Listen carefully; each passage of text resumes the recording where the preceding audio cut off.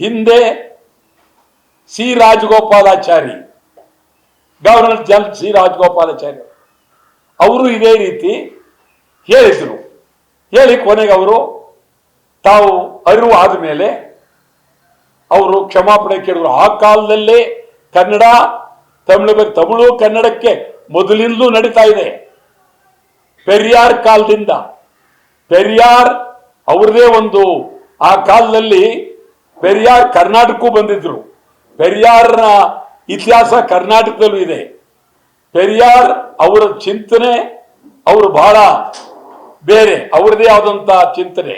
ಅವ್ರ ಗುಂಪಿನಲ್ಲಿ ಬಂದಂತವ್ರು ಅಣ್ಣಾದೊರೆ, ಕರುಣಾನಿಧಿ, ಈ ಕಡೆ MGR, NS ಕೃಷ್ಣ, TA ಮಧುರ. ಆ ಕಾಲದಲ್ಲಿ ಅವರೆಲ್ಲರೂ ಅವರು DMK ಮುಂಚೆ ದ್ರಾವಿಡ ಮುನ್ನೇತ್ರ, ಅವರು ದ್ರಾವಿಡ ನಾಡು, ಅಲ್ಲಿಯ ಒಂದು ಹುಚ್ಚಿದೆ, ದ್ರಾವಿಡ ನಾಡು ಮಾಡಬೇಕು ಅಂತ ಹುಚ್ಚಿದೆ.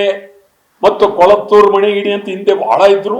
ಅವರೆಲ್ಲ ಇಡೀ ದೇಶವನ್ನೇ ಹೊಡಿಬೇಕು ಅಂತೇಳಿ ಮಾಡಬೇಕು, ಇದೇ ಈ ದ್ರಾವಿಡ ನಾಡೇ ಬೇಡು, ದೇಶ ಆಗ್ಬೇಕು, ಇದೆಲ್ಲ ಬಹಳ ನಡೆದೋಗಿದೆ. ಅಂತಿಮವಾಗಿ ಆ ಒಂದು ಹಿನ್ನೆಲೆಯಲ್ಲಿ ಅವ್ರ ರಾಜ್ಯ ನಿರ್ಮಾಣ ಆಯಿತು. ಈಗಲೂ ಸ್ವಲ್ಪ ವಾಸನೆ ಬರ್ತಾ ಇದೆ. ಕೇಂದ್ರ ಸರ್ಕಾರ ನಮ್ಮ ದಕ್ಷಿಣದ ರಾಜ್ಯಗಳದು ಲೋಕಸಭೆಯನ್ನ ಕಡಿಮೆ ಮಾಡ್ತಾರೆ, ಅದಕ್ಕೆ ನಾವು ತಯಾರಾಗಿದ್ದೀವಿ ಬನ್ನಿ ಅಂತೇಳಿ ಸ್ಟಾಲಿನ್ ಎಲ್ಲ ದಕ್ಷಿಣದ ಎಲ್ಲ ಮುಖ್ಯಮಂತ್ರಿಗಳನ್ನು ಕರೆದು ಮಾತು.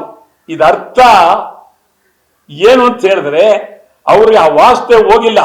ದಕ್ಷಿಣ ದಕ್ಷಿಣ ದಕ್ಷಿಣ ದೇಶ ಒಡೆಯುವ ವಾಸನೆ ಅವ್ರು ಹೋಗೇ ಇಲ್ಲ. ನಮ್ಮವರು ಮುಖ್ಯಮಂತ್ರಿಗಳು ಇವರೆಲ್ಲ ಅಲ್ಲಿಗೆ ಹೋಗಿ ಮೀಟಿಂಗ್, ನಾನು ಹೇಳಿದೆ ಹೋಗ್ಬೇಡಿ, ಇದು ಒಳ್ಳೆ ಸೂಚನೆ ಅಲ್ಲ, ಇದು ಮುಂದೆ ಬರ್ತಾ ಬರ್ತಾ ಇದು ಬಹಳ ಗದಾ ಯುದ್ಧ ಆಗುತ್ತೆ, ಹೋಗ್ಬೇಡಿ ಅಂತ. ಅವ್ರೇನು ಹೋದ್ರು. ನಮ್ಮಲ್ಲೇ ಪಾಪ ಬಹಳ ಜನ ಅವರ ಮೇಲೆ ಪ್ರೀತಿ ಇರ್ತಕ್ಕಂಥವರೆಲ್ಲ ಇದ್ದಾರೆ, ಹೋದ್ರು. ಇವತ್ತು ನಾಗಪ್ರಸನ್ನ ಅವರು ಸಿ ರಾಜಗೋಪಾಲಾಚಾರಿ ಅವರನ್ನ ನೆನೆಸ್ಕೊಂಡು ಅವ್ರು ಹೇಳದಂತ ಮಾತನ್ನ ಮಾಡಿದ್ದಾರೆ. ಮತ್ತು ಯಾವ ಕಾರಣಕ್ಕೂ ಕ್ಷಮಾಪಣೆ ಕೇಳದೆ ಅರ್ಜಿಯನ್ನ ನಾನು ತೆಗೆದುಕೊಳ್ಳ ಅಂತ ಹೇಳೇ ಬಿಟ್ರು ಬಹಿರಂಗವಾಗಿ. ಆ ಕ್ಷಮಾಪಣೆ ಕೇಳ್ಬಿಟ್ಟು ಆಮೇಲೆ ಬನ್ನಿ, ಕ್ಷಮಾಪಣೆ ಕೇಳದೆ ಇಲ್ಲಿ ಬರಕೂಡದು. ಇದನ್ನ ಸ್ಪಷ್ಟವಾಗಿ ನೇರವಾಗಿ ಇಡೀ ದೇಶವೇ ನೋಡ್ಬೇಕು. ಆ ರೀತಿ ನಾಗಪ್ರಸನ್ನವರು ಇವತ್ತು ತಮ್ಮ ತೀರ್ಪನ್ನ ಹೇಳ್ತಾ ಇದ್ರು. ಇನ್ನೂ ತೀರ್ಪು ಕೊಟ್ಟಿಲ್ಲ, ವಿಚಾರಗಳನ್ನು ಹೇಳ್ತಾ ಇದ್ರು. ಅದಕ್ಕೆ ನಾವೇನು ಹೇಳ್ತೀವಿ ಅಂತಂದ್ರೆ, ನಾಗಪ್ರಸನ್ನ ಅವರು ಈ ನಾಡಿನ ಜನತೆಯ ನಾಡಿ ಮಿಡಿತವನ್ನ ನೋಡಿ ಅದ್ಭುತವಾಗಿ ಕಮಲಾಸನ್ಗೆ ಸರಿಯಾಗಿ ಹೇಳಿದ್ರು. ಅದಕ್ಕೆ ನಾವು ಇವತ್ತು ನ್ಯಾಯಮೂರ್ತಿ ಕನ್ನಡ ನಾಗಪ್ರಸನ್ನ ಅಂತ ಹೆಸರಿಡ್ತೀವಿ. ನ್ಯಾಯಮೂರ್ತಿ ಕನ್ನಡ ನಾಗಪ್ರಸನ್ನ ಅಂತ ನಾವು ಕನ್ನಡವನ್ನ ಅವರಿಗೆ ಗೌರವ ಸೂಚಕವಾಗಿ ಕೊಟ್ಟು, ಅದು ಏನು ನಮ್ಮ ಪರ ಕೊಟ್ಟರು ಅನ್ನೋ ವಾದ ಅಲ್ಲ, ಅವರು ನ್ಯಾಯವಾದ ತೀರ್ಪು ಕೊಟ್ಟಿದ್ದಾರೆ ಅಂತ. ನಮ್ಮ ಪರ ಕೊಟ್ಬಿಟ್ರು ಅಂತಲ್ಲ, ತೀರ್ಪು ನಾವು ಒಪ್ಪೋದು, ನ್ಯಾಯವಾದಂಥ ತೀರ್ಪನ್ನ ಕೊಟ್ಟಿದ್ದಾರೆ, ತೀರ್ಪನ್ನ ನ್ಯಾಯವಾಗಿ ಕೊಟ್ಟಿದ್ದಾರೆ. ನಮಗೇನು ಅನ್ಯಾಯ ಮಾಡಿದ್ದಾರೆ ಅಂತಲ್ಲ, ಕೊಡಬೇಕಾದದ್ದನ್ನ ನಾವು ಏನು ನಮ್ಗೆ ಅನ್ಯಾಯ ಆಗಿದೆ ಅಂತ ನಾವು ಕೇಳ್ತಾ ಇದ್ದೋ ಅದನ್ನ ಕೊಟ್ಟಿದ್ದಾರೆ ನಾಗಪ್ರಸನ್ನ. ಆದ್ರಿಂದ ಇಡೀ ಸಮಗ್ರ ನಾಡಿನ ಅಖಂಡ ಕರ್ನಾಟಕ ಸಮಗ್ರ ಕನ್ನಡಿಗರ ಪರವಾಗಿ ನ್ಯಾಯಮೂರ್ತಿ ನಾಗಪ್ರಸನ್ನ ಅವರಿಗೆ ನ್ಯಾಯಮೂರ್ತಿ ಕನ್ನಡ ನಾಗಪ್ರಸನ್ನ ಅಂತೇಳಿ ನಾವು ಗೌರವಿಸ್ತೇವೆ. ಅದರ ಅರ್ಥ ಅವರು ಪ್ರಾಮಾಣಿಕವಾಗಿ ವಸ್ತು ಸ್ಥಿತಿಯನ್ನ ನೋಡಿ ಅವರು ಹೇಳಿದ್ದಾರೆ, ನೇರವಾಗಿ ಹೇಳಿದ್ರು. ನೋಡ್ರಿ, ಈ ಜಲ ನೆಲದ ವಿಷಯದಲ್ಲಿ ರಾಜಿ ಇಲ್ಲ. ಎಂತೆಂತ ಅವರು ಕ್ಷಮಾಪಣೆ ಕೇಳಿದ್ದಾರೆ. ಕ್ಷಮಾಪಣೆ ಕೇಳೋದು ಕ್ಷಮಾಪಣೆ ಕೇಳಿ ಬನ್ನಿ ಅಂತ.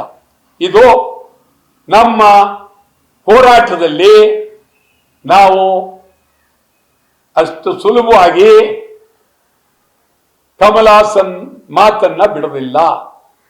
ಕಮಲ್ ಹಾಸನ್ ಕ್ಷಮಾಪಣೆ ಕೇಳಲೇಬೇಕು.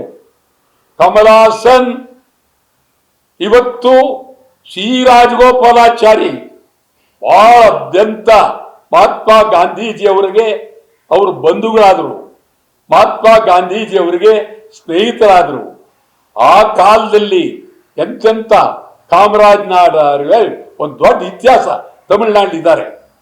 ಅಂತ ಸಂದರ್ಭದಲ್ಲಿ ಸಿ ರಾಜಗೋಪಾಲಾಚಾರಿ ಬಹಳ ಅವರು ಅದ್ಭುತವಾದ ವ್ಯಕ್ತಿ, ಭಾರಿ ದೊಡ್ಡ ವ್ಯಕ್ತಿ, ಈ ದೇಶಕ್ಕೆ ಅವರು ಬಹಳ ದೊಡ್ಡ ವ್ಯಕ್ತಿ, ಮೊದಲನೇ ಗವರ್ನರ್ ಜನರಲ್ ಆಫ್ ಇಂಡಿಯಾ ಆಗಿರ್ತಕ್ಕಂಥ ವ್ಯಕ್ತಿ.